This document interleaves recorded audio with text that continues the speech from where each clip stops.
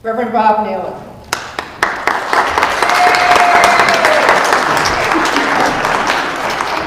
Oh my gosh, I don't know.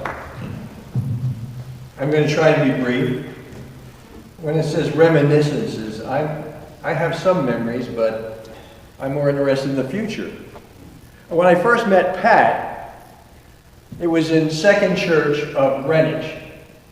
Now I say this to you, in Greenwich, you should never be second in anything. So I actually even tried to get the name changed in the church. And she was a lay preacher. And while there, you will remember we celebrated the 300th anniversary of the church. And I was interviewed by a local newspaper, and the person didn't quite get it. They said, "Well, why are you celebrating 300 years? Why? Well, it's okay every 300 years to have a little bit of party time." So that Sunday morning of the 300th anniversary, I read the newspaper.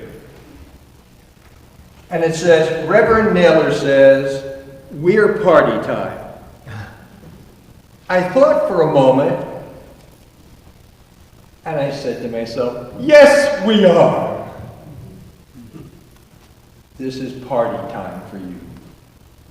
3:25, it's party time, but for me, it's always in the Church of Jesus Christ, party time. He loved parties. So, I'm supposed to reminisce. So I want to first say, happy anniversary. The disconcerting part about saying that is I was here at the 275th.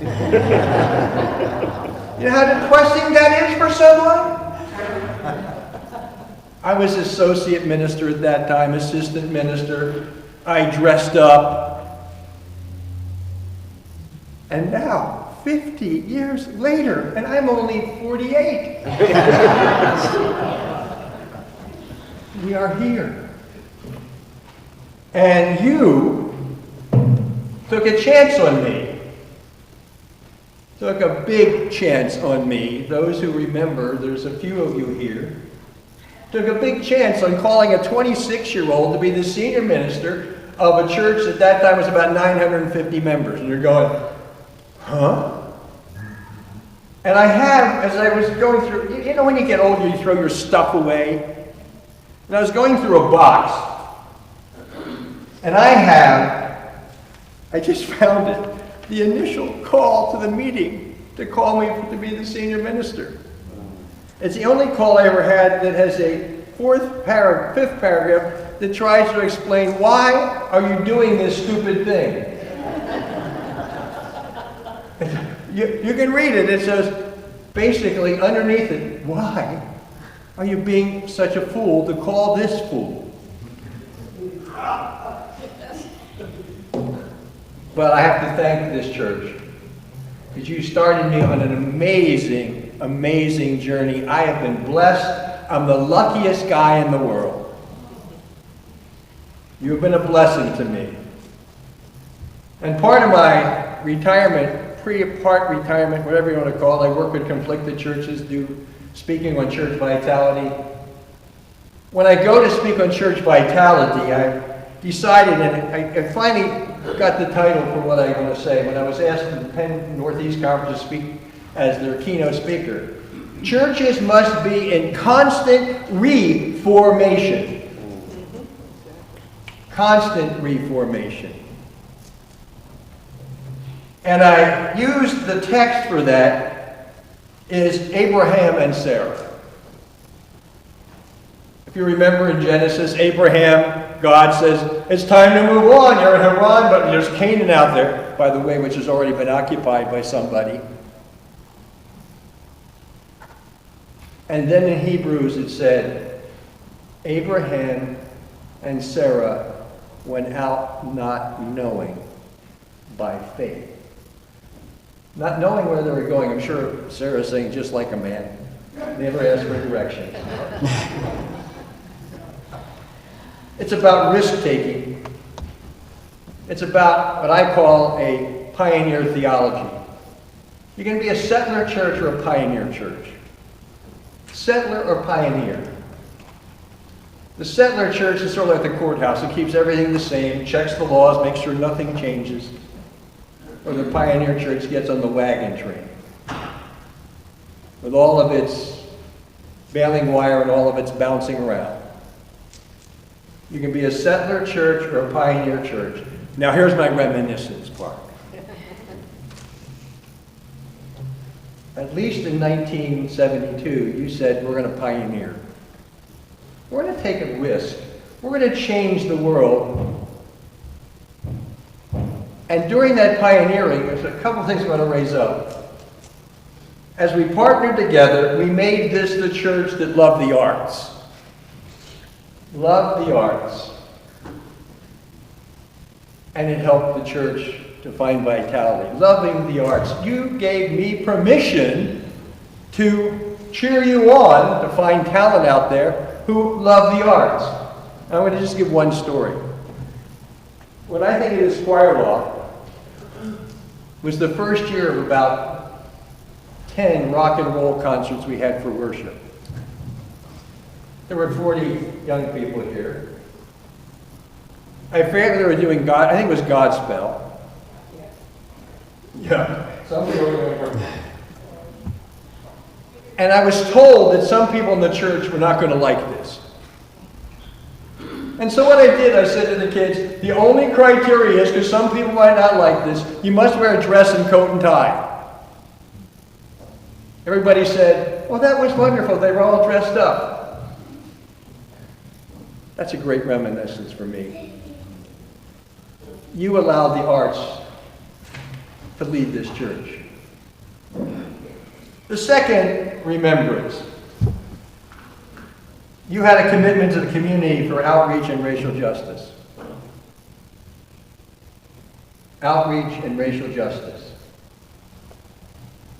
You allowed me, I love this part of my job, because I still do it today, to play basketball 3 hours a week. You said the hoops are still up? Yeah, I saw. I took the basketball out of my trunk to play basketball with a youth group and at-risk inner-city kids. And there's racial tension at the high school. Guess who got the call? Because he's the only one that knew the two groups. And following some mediation, this church became a center for cross-racial, cross-cultural dialogue. A center.